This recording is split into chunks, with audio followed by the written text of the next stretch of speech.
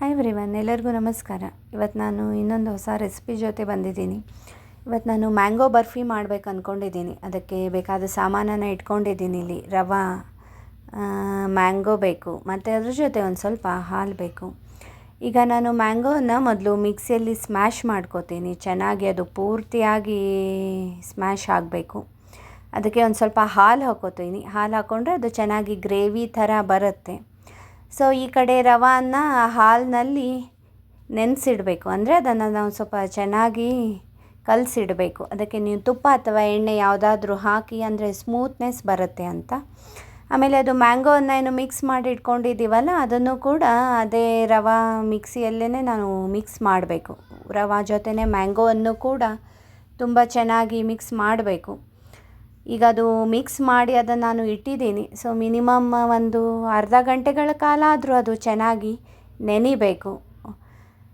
ಅದು ಅರ್ಧ ಗಂಟೆಗಳ ಕಾಲ ಅದು ನೆನೆಯುತ್ತನ ಬಿಡೋ ಅಷ್ಟೊತ್ತಿಗೆ ಈ ಕಡೆ ನಾನು ಡ್ರೈ ಫ್ರೂಟ್ಸನ್ನೆಲ್ಲನೂ ಕುಟ್ಟಿ ಪುಡಿ ಮಾಡಿ ಇಟ್ಕೋತೀನಿ. ಅದನ್ನು ಮಿಕ್ಸಿ ಏನು ಹಾಕಲ್ಲ. ಮಿಕ್ಸಿ ಹಾಕಿದರೆ ಪೂರ್ತಿ ಪುಡಿ ಪುಡಿ ಆಗುತ್ತೆ. ಒಂದು ಸ್ವಲ್ಪ ಚಿಕ್ಕದಾಗಿ ಅದನ್ನು ನಾನು ಕಟ್ ಮಾಡಿ ಇಟ್ಕೊಂಡಿದ್ದೀನಿ. ಈಗ ಇದು ಅರ್ಧ ಗಂಟೆ ಆಗಿದೆ ಅಂತ ಅನ್ಕೋತೀನಿ. ಸೊ ಇದು ಆದಮೇಲೆ ಇದಕ್ಕೆ ನೀವು ಒಂದು ಸ್ವಲ್ಪ ಅಡುಗೆ ಸೋಡಾ ಆದರೂ ಹಾಕೋಬೋದು. ಸೊ ಅಡುಗೆ ಸೋಡಾನಾದರೂ ನೀವು ಹಾಕ್ಕೊಳ್ಳಿ.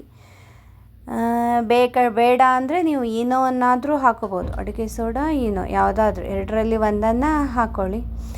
ಅದಾದ ಮೇಲೆ ಅದರ ಮೇಲೆ ಡ್ರೈ ಫ್ರೂಟ್ಸನ್ನು ಹಾಕಿ ಅದನ್ನು ಚೆನ್ನಾಗಿ ಕಲಿಸ್ತಾ ಇದ್ದೀನಿ. ಈಗ ಅದು ಚೆನ್ನಾಗಿ ಕಲಿತ ಮೇಲೆ ಅದರ ಮೇಲೇನೂ ಒಂದು ಸ್ವಲ್ಪ ಡ್ರೈ ಫ್ರೂಟ್ಸನ್ನು ಹಾಕೋಬೇಕು.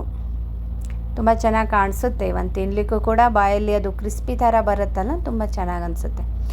ಈಗ ಪ್ಲೇಟಲ್ಲಿ ಎಲ್ಲ ರೆಡಿ ಮಾಡಿ ಇಟ್ಕೊಂಡಿದ್ದೀನಿ. ತುಂಬಾ ಚೆನ್ನಾಗಿದೆ. ಈಗ ಗ್ಯಾಸ್ ಮೇಲೆ ಪ್ಯಾನನ್ನು ಇಟ್ಟು ಬಂದಿದ್ದೀನಿ. ಈಗ ಅದರಲ್ಲಿ ಇಡ್ತೀನಿ. ಈಗ ಇದು ಆಗ್ತಾ ಇದೆ ಆ್ಯಕ್ಚುಲಿ. ಈಗ ಇದು ಆಗ್ತಾ ಇದೆ, ಇನ್ನೂ ಪೂರ್ತಿಯಾಗಿ ಆಗಿಲ್ಲ. ಸೊ ಇನ್ನೊಂದು ಸ್ವಲ್ಪ ಹೊತ್ತು ಆಗಲಿಕ್ಕೆ ಬಿಡೋಣ. ಸೊ ಈಗ ಆಗಿದೆ. ಇದು ಹೊರಗಡೆ ತೆಗ್ದಿದ್ದೀನಿ. ನೀವು ನೋಡ್ಬೋದು ಎಷ್ಟು ಚೆನ್ನಾಗಿ ಬಂದಿದೆ. ಸ್ಮೂತಾಗಿ, ಒಂದು ಕೈಯಲ್ಲೂ ಕೂಡ ಅಷ್ಟೇ ಸ್ಮೂತಾಗಿಯೇ ಬಂದಿದೆ. ಈಗ ಇದನ್ನು ನಾನು ಕಟ್ ಮಾಡ್ಕೊಂಡಿನಿ. ಸ್ಕ್ವೇರ್ ಶೇಪಲ್ಲಿ ಮಾಡಿದ್ದೀನಿ. ನಿಮಗೆ ಬೇಕಾದ ಶೇಪಲ್ಲಿ ನೀವು ಇದನ್ನು ಮಾಡ್ಕೋಬೋದು. ತುಂಬಾ ಸ್ಮೂತಾಗಿದೆ. ಹೆಲ್ದಿ ಕೂಡ. ನೀವು ಮಕ್ಕಳಿಗೆ ಇದನ್ನು ಆರಾಮಾಗಿ ಕೊಡ್ಬೋದು. ತುಂಬ ಹೆಲ್ದಿ ಸ್ನ್ಯಾಕ್ಸ್ ಆಗಿ ಇದನ್ನು ನೀವು ತಿನ್ಬೋದು. ಊಟ ಆದಮೇಲೆ ಒಬ್ಬೊಬ್ಬರಿಗೆ ಸ್ವೀಟ್ ಬೇಕಂತಿರುತ್ತೆ, ಅಂಥವ್ರಿಗೆ ಇದನ್ನು ನೀವು ಕೊಡ್ಬೋದು. ನಮ್ಮ ಮನೇಲಿ ಇದ್ದಾರೆ, ಊಟ ಆದ ತಕ್ಷಣ ಒಂದಾದರೂ ಸ್ವೀಟ್ ಬೇಕು.